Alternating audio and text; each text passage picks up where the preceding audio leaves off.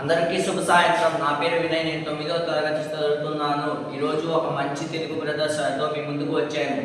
అదేమిటంటే, ప్రస్తుత రోజుల్లో చలనచిత్రములు, దూరదర్శిని, దూరశ్రవణము మరియు చరవాణి వంటి ఎన్నో బహుళ ప్రచార సాధనములు వాడటం వల్ల మన తెలుగువారి జానపద కళారూపాలు కనుమరుగవుతున్నాయి. ఈ జానపద కళారూపాలు ఎన్నో రకాలు ఉన్నాయి. వాటిని పునరుద్ధరించుకోవాల్సిన బాధ్యత మన తెలుగువారిపై ఉంది. వాటిలో కొన్నింటిని మీ ముందు ఉంచే ప్రయత్నం చేస్తాను. చూసి వీక్షించండి.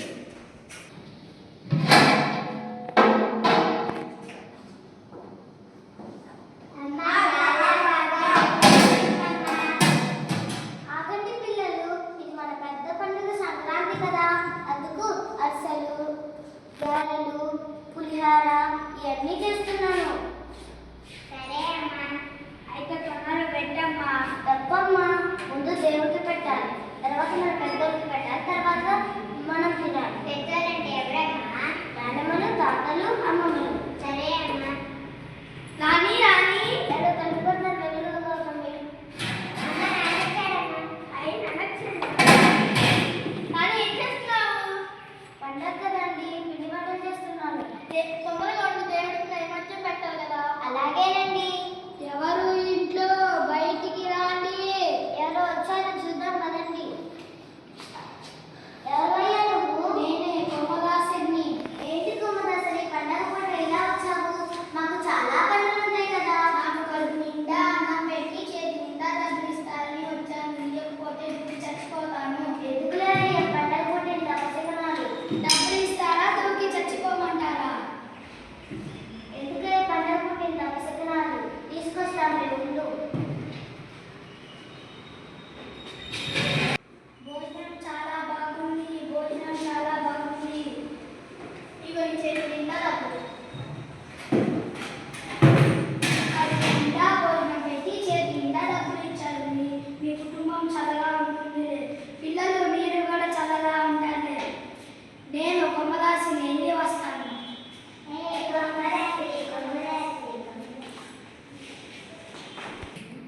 పిల్లలు కూర్చోండి, భోజనం పలహారం పెడతాను. పిల్లలు కూర్చోండి, భోజనం పెడతాను. ఎవరిని మీరు కూడా కూర్చోండి.